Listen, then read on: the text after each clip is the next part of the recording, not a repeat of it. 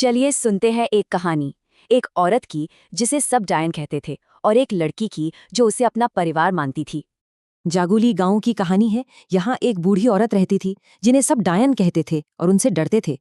लेकिन एक छोटी सी लड़की थी, मालती। वो उन्हें नानी माँ बुलाती थी और बहुत प्यार करती थी। तो जहाँ गांव वालों को वो एक खतरनाक डायन लगती थी, वहीं मालती को उनमें अपनी नानी माँ दिखती थी। नानी माँ उसे समझाती, मुझसे दूर रहा कर, तेरे लिए अच्छा नहीं है, पर मालती कहाँ मानने वाली थी। पर मजे की बात यह है कि जब जरूरत पड़ती तो यही गांव वाले उनके पास आते थे। जैसे जब गांव में शादी थी और बारिश का डर था, तो बस मंदिर पर लाल झंडा फहरा दिया गया।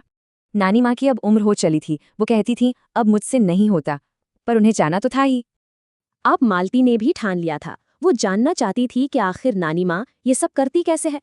नानी माँ ने मालती को अपना दुख बताया कि कैसे इन शक्तियों की वजह से उन्हें हमेशा अकेला रहना पड़ा। और फिर उसी रात मालती छिपकर नानी माँ के पीछे पीछे तालाब तक पहुंच गई। वहां नानी माँ ने राज खोला। वो बारिश नहीं रोकती, बल्कि कुछ शक्तिशाली अतृप्त आत्माओं को जगाती थीं।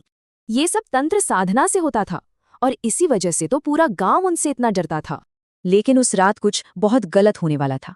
एक आत्मा ने छिपी हुई मालती को देख लिया।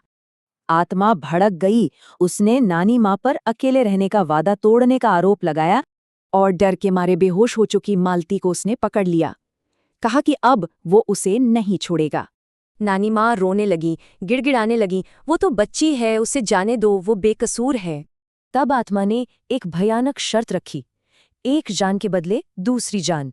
और मालती को बचाने के लिए नानी माँ ने वादा किया, मैं वापस आऊंगी, और अपनी जान दांव पर लगा दी। लेकिन जब वो मालती को घर लेकर लौटी तो उसके घर वालों ने उल्टा उन्हीं पर इल्जाम लगा दिया। तभी मालती को होश आया और उसने चीखकर सब सच बता दिया, तालाब के उस भूत के बारे में। ये सुनकर तो सब घबरा गए।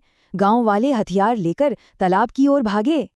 पर वहां उन्हें सिर्फ अनुष्ठान का सामान, उनकी छड़ी और उनका बेजान शरीर मिला। उन्होंने अपना